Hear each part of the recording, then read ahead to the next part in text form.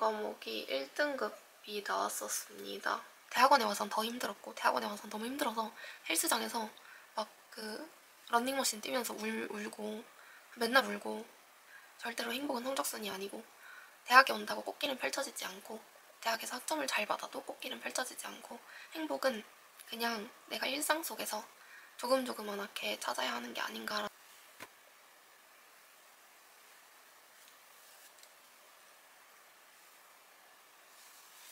안녕하세요.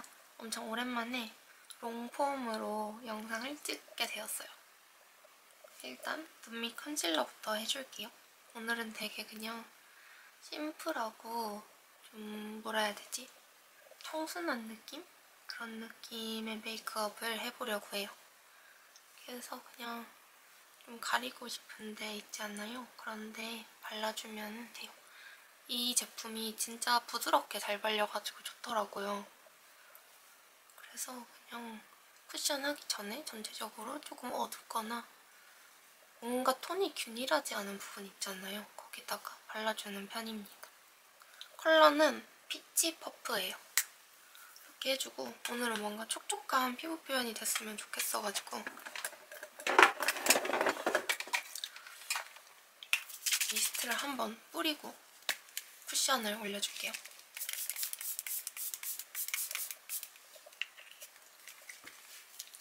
확실히 한 번은 아니었죠. 써줄 쿠션은 오아드 미러문 쿠션인데 좋더라고요. 그냥 휘뚜루마뚜루 쓰기 너무 좋은 템? 오늘은 뭔가 얘기를 해보려고 했어요. 왜냐면은 쇼츠는 아무래도 저에 대한 그런 얘기들을 하지를 못하니까 겟레디 윗미를 하면서 좀 저에 대한 이야기를 해보면 좋지 않을까 하는 생각이 들어서 이제 카메라를 가로로 두고 찍고 있습니다. 제가 오늘 하고 싶은 얘기는 뭐였냐면 제가 진짜 이제 초등학교부터 고등학교 때까지 공부를 좀 했어요. 공부를 조금 해서 초등학교 때는 거의 이렇게 전교 1등도 많이 하고 중학교, 고등학교 내려와서도 이제 올라가서도 막 전교 20등 안에 보통 들고 이렇게 공부를 했었는데요. 그러면서 수능을 잘 봤어요. 수능을 이제 제가 어쩌다 보니까 전 과목을 1등급을 받은 거예요.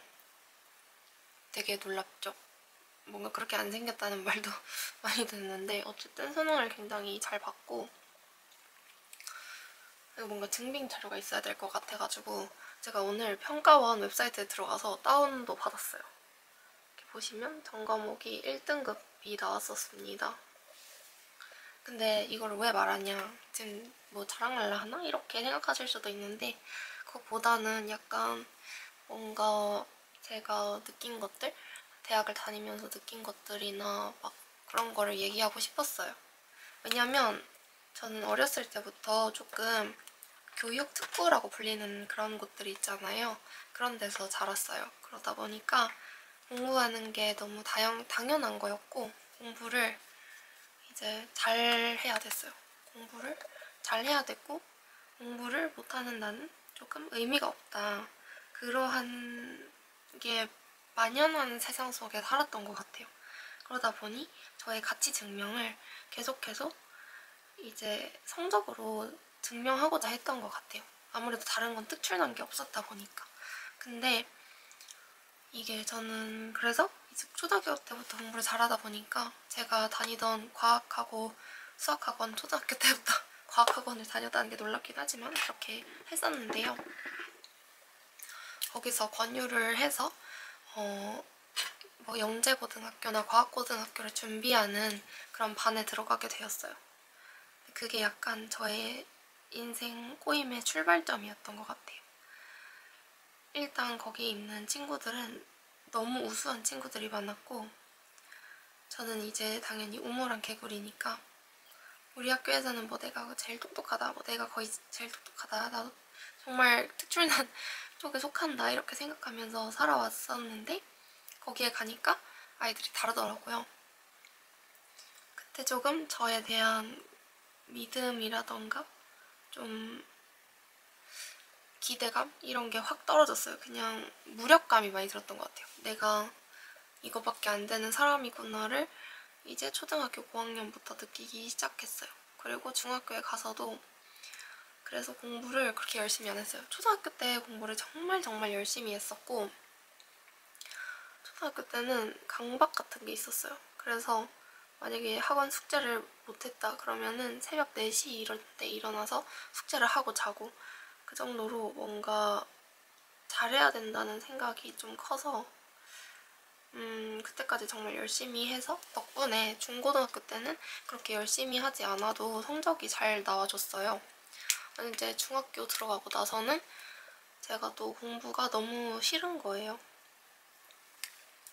내가 공부를 잘한다 이 사실은 좋은데 공부를 열심히 하는 거에 대한 회의도 들고 어차피 해봐야 그 특별한 친구들이랑 나는 다르다라는 생각이 들었기 때문에 더 공부를 좀 피하게 됐어요. 그래서 뭐 다른 친구들이 영재고등학교, 과학고등학교, 외고 이런 데 준비할 때 저는 아무것도 안 했어요. 아무것도 안 하고 갑자기 이제 제가 어렸을 때 그림 그리기를 정말 좋아했거든요.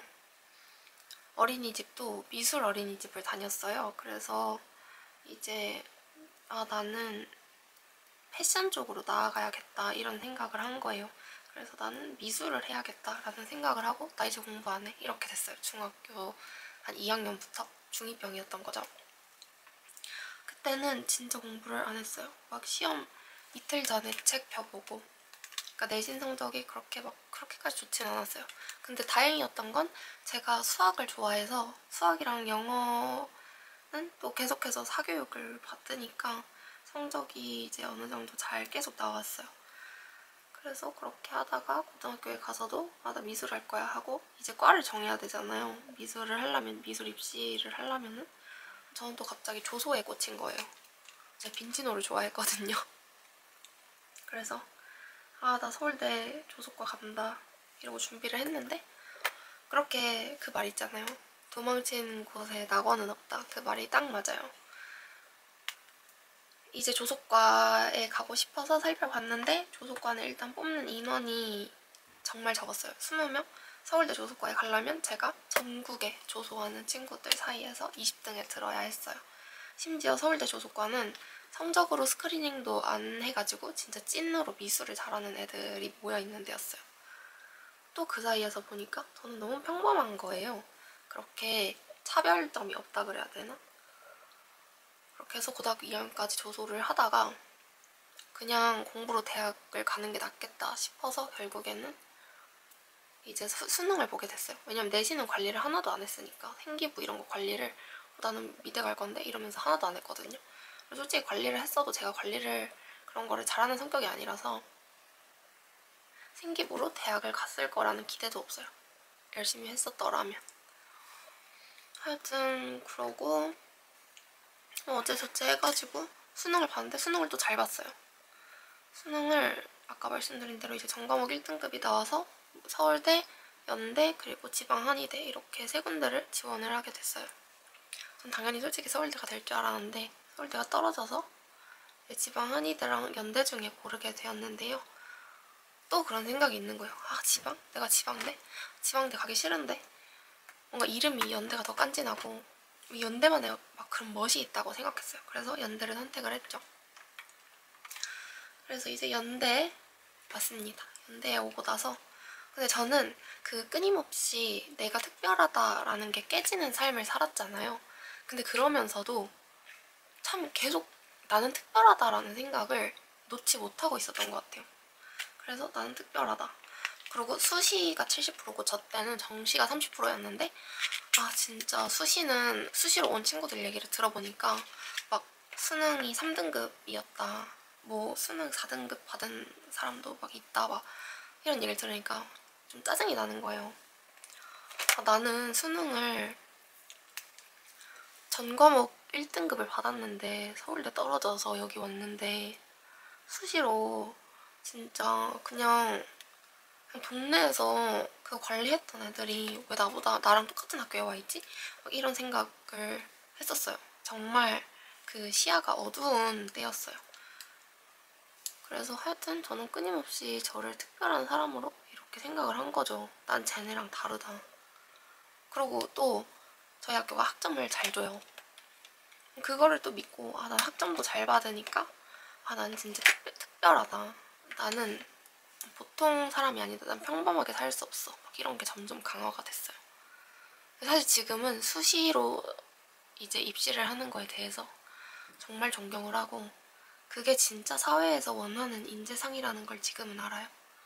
같이 팀플 해보면 다르더라고요. 그 꼼꼼함이라던가 일하는 거에 디테일이 달라요. 저는 시험만 칠 줄 알았지 그 친구들이 가지고 있는 강점은 진짜 다르더라고요. 하여튼 그거는 뭐 이제야 깨달은 거고.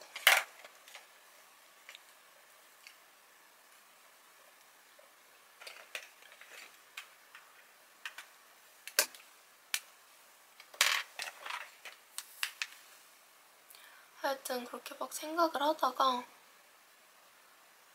이제 수시에 대한 막 그런 건 없어졌어요. 수시 진짜 대단하다 그렇게 생각을 하게 되었고 그럼에도 내가 특별하다 이거는 안 없어졌어요. 난 진짜 나는 특별하고 왜냐면 집에서도 저희 어머니 아버지가 되게 이렇게 둥가둥가 해주는 스타일이시거든요. 그렇다 보니까 우리 가연이는 진짜 다 잘한다. 우리 가연이는 남들이 이제 막 10시간씩 이렇게 하루에 공부하고 이렇게 해서 가는 대학보다 가연이 공부도 안 했는데 대학도 잘 갔다 막 이렇게 말씀을 해주시니까 저도 계속 그게 학습이 된 거죠. 그러니까 저는 계속 난 진짜 특별하구나, 나는 뭔가 다르구나 이렇게 생각을 하고 살다가 그렇다 보니까 평범한 길을 선택하기가 싫은 거예요. 저희 학교를 보면은 대부분이 이제 저는 공대를 복수 전공해서 공대 쪽 친구들을 보면은 거의 그냥 대기업에 간다의 느낌이었어요. 본 전공은 의료환경학인데 의료환경학 같은 경우에도 그냥 거의 대기업을 갔던 것 같아요. 저는 또 거기서 난 평범한 길을 갈 수 없어, 난 평범하지 않아 이러면서 이제 선택을 한 게 대학원이었어요. 난 공부를 더 해야겠다. 나는 찐으로 학자가 되어야겠다. 그러면서 제 인생이 조금 이렇게 바뀐 것 같아요. 왜냐면 그때 나의 무능력감을 너무 직방으로 맞았어요. 그때 이제 진짜 왜냐면 사실 대학원을 간다 하면은 보통 학점도 좋고 공부에 열의도 있고 진짜로 뭔가를 해보겠다는 사람들이 많이 가잖아요. 그러다 보니까 저는 그냥 나는 뭔가 있어 보이는 걸 선택하고 싶어서 대학원을 선택을 했다 보니 달라요, 아예. 그 시작점이 다르고 생각하는 게 다르고 그리고 그 사람들은 다 비슷비슷한 대학교 나와서 저처럼 그러니까 뭐라 해야 되지? 그러니까 어쨌든 간 똑똑한 사람들이 모여있는 거야. 똑똑한 사람들 중에서도 공부를 더 하겠다라고 할 정도면은 다들 자기가 어떠한 소질이 있다고 생각하시는 분들이었겠죠? 하여튼 그런 분들을 계속 마주하게 되었습니다. 그러면서 저는 정말 힘들었어요. 제가 우주의 먼지에 불과한 존재라는 거를 사람들이 이렇게 깨우쳐 주더라고요.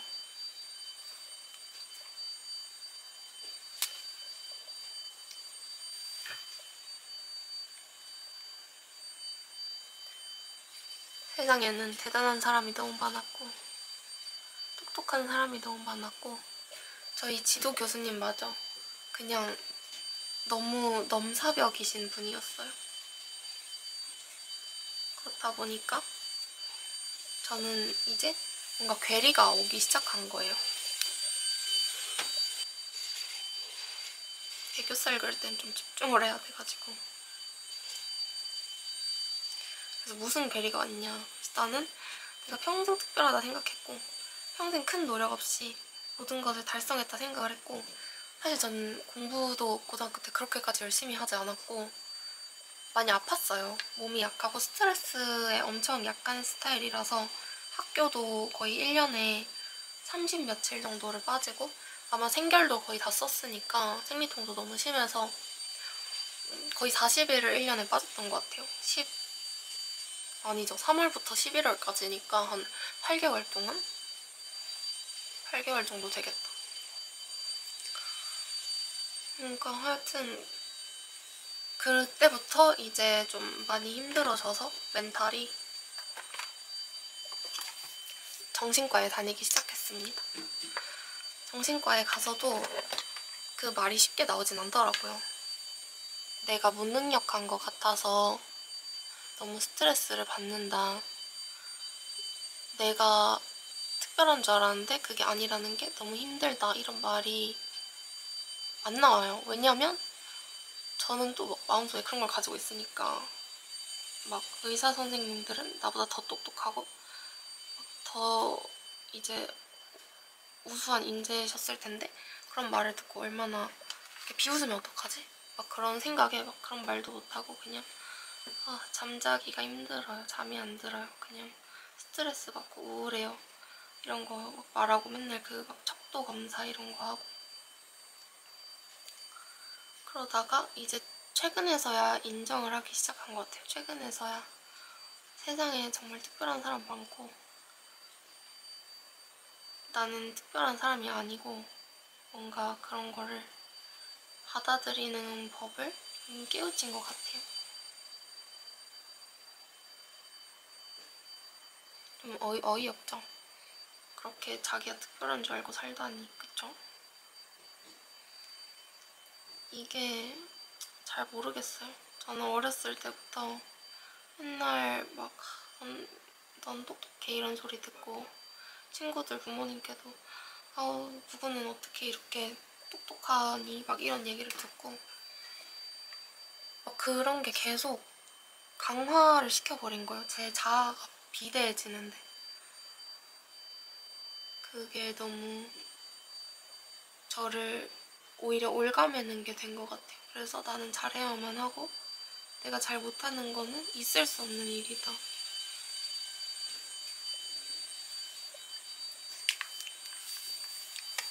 하여튼 그래서 대학원에 와서 많이 그런 게 깨졌어요. 너무 능력 있는 사람들이 많았고 사람들이 너무 똑똑한 사람들이 많았고 똑똑한데 노력까지 하는 사람들이 있는 곳이었어요. 저는 항상 그런 걸 꿈꿨어요. 아무 노력 없이 나는 그냥 되는 사람이라서 되는 거다. 그리고 그렇게 생각을 했어요. 항상.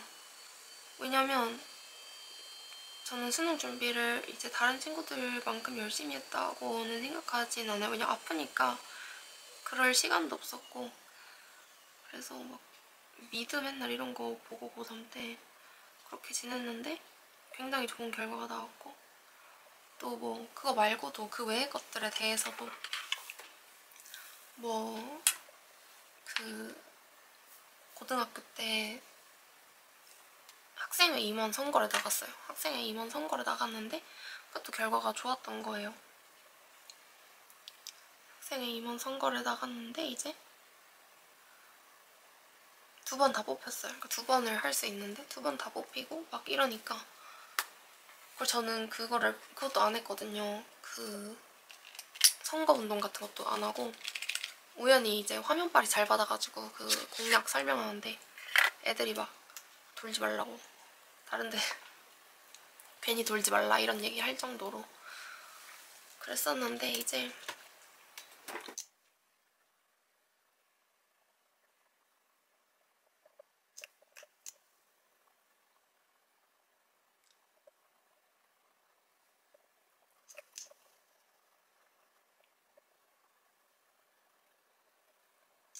그래서 막 당선된 애들보다 내가 더 표를 많이 노력한 애들보다 내가 더 표를 쉽게 얻고 막 그런다는 생각에 자아가 너무 비대해진 거죠. 그래서 이제 이 이야기를 어떻게 마무리 지어야 될지는 잘 모르겠는데 자아가 비대했던 사람이 더 대단한 사람들을 만나며 그 자아가 줄어든 이야기였습니다. 그래서 삶의 가치도 많이 바뀐 것 같아요. 그 전에는 내가 주변 사람보다 성공을 하지 못하면은 죽을 것 같은 그런 느낌이었어요. 그러면 삶의 의미가 없다. 약간 그런 느낌이었는데 그런 게 아무래도 많이 사라졌습니다. 그리고 또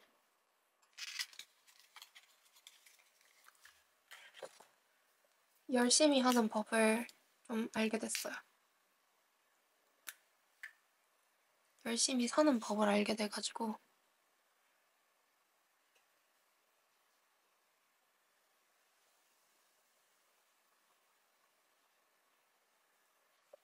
그때는 심지어 약간 노력에 대해서 그거를 더 낮게 봤던 것 같아요. 노력하는 거는 천재가 아니다. 그거는 평범한 사람들이 하는 거고 노력을 안 하고 잘해야 진짜 그게 멋진 거다라고 생각을 해서 이상형도 수학, 물리 이런 거 천재 이런 사람 있잖아요. 그런 거였어요. 어렸을 때, 20살 때. 지금은 진짜 많이 바뀌었죠. 지금은 많이 바뀌어서 노력의 가치가 얼마나 큰지 그리고 노력이 사람을 얼마나 바꿀 수 있는지 알게 되었고 제가 대학원에 들어가서 제일 힘들었던 이유 중에 하나가 동기들과 비교된다는 점이었어요. 동기들은 성과가 굉장히 잘 나오는데 나는 그렇지 못한 것 같고 그런 것 때문에 스트레스를 많이 받았었는데 제가 그래서 정신과에 가서 그걸 얘기했어요. 제가 같이 들어왔는데 성과가 내가 더 안 좋고 막 얘기를 하면서 근데 사실 내가 제일 노력을 안 하는 것 같긴 하다. 나는 맨날 아프고 지금도 몸이 그렇게 좋진 않아요. 위염이 좀 만성이 돼서 많이 아프고 감기도 계속 걸린다 해야 되나? 그러니까 감기가 안 낫는 것 같아요. 그냥 하여튼 그 정도로 아프면 컨디션 다운되고 컨디션 다운돼서 아무것도 못하면은 스트레스 받아서 또 더 아프고 안 낫고 막 이게 악순환이 반복이 되다 보니까 나는 열심히 할 시간도 별로 없는 것 같고 그렇게 하다 보니까는 격차가 많이 벌어져 있었어요. 그리고 제가 딴짓도 많이 했어요. 막 다들 열심히 할 때 저는 알바도 하고 그러다 보니까 어느 순간 격차가 벌어진 게 느껴지더라고요. 그래서 그때 그거에 뭔가 압도됐다 그래야 되나? 그래서 우울이 너무 심해진 거예요. 그래서 정신과에 가가지고 막 얘기를 했더니 너가 그렇게 날로 먹으면 안 되지. 날로 먹을 생각을 하면 안 되지. 이렇게 선생님께서 말씀하시는 거예요. 그래서 뭔가 맞는 말이다. 그때 약간 이렇게 쿵 찐 것처럼 그러네. 나는 맨날 날로 먹을 생각만 했네.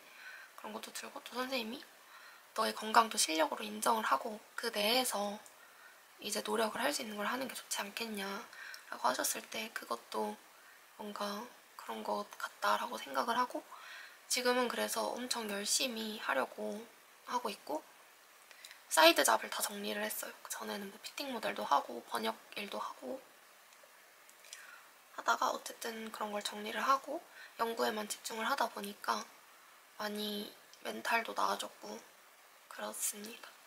제가 하고 싶었던 얘기는 뭐냐면 성적을 보통 이렇게 잘 받는 거에 대해서 고등학생, 중학생 아니면 학부모분들 다 뭔가 로망을 가지고 있잖아요. 그 수능만 잘 보면 아니면 대학만 잘 가면 앞에 꽃길이 펼쳐져 있을 거라는 생각이 학생들한테도 있고 학부모님들한테도 있는 것 같아요. 근데 그게 저는 1분은 맞고 1분은 틀리다 생각을 해요.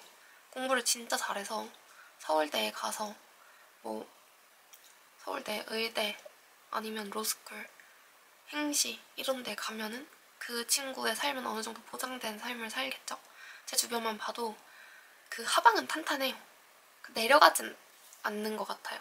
그러니까 적어도 중견기업은 가서 다들 평균 이상의 연봉을 받고 살기 때문에 어느 정도 틀린 말은 아니다라고 생각이 들면서도 행복의 측면에서 살펴봤을 때 행복은 잘 모르겠어요. 저는 제가 대학에 와서 많이 힘들었고 또 대학원에 와서는 더 힘들었고 대학원에 와서는 너무 힘들어서 헬스장에서 막 그 런닝머신 뛰면서 울고 맨날 울고 너무 힘들어가지고 논문 쓰다가 울고 그거의 반복이었어서 꼭 행복은 아니다. 공부 잘할수록 행복하진 않다. 그래서 저는 그냥 좋아하는 거를 다들 찾아서 했으면 좋겠다라는 생각을 많이 했습니다. 제가 너무 두서없이 말을 했는데요.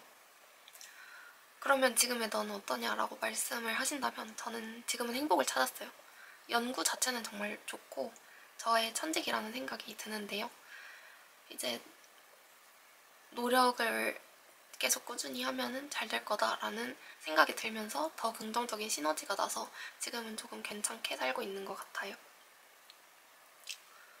아무래도 맨날 막 유튜브에 영상 올리고 하다 보니까 많은 분들께서 저 한량은 뭐 하는 사람이지 할까봐 막 제 이야기도 하고 싶고 해서 이야기를 꺼내고, 그리고 많은 분들께 너무 학생 때 성적에 집착하지 말아라 라는 말도 하고 싶었고, 제 남자친구는 이제 서성안에 다니고 있는데 그 친구도 하는 말이 대학에 꼭 왔어야 했을까?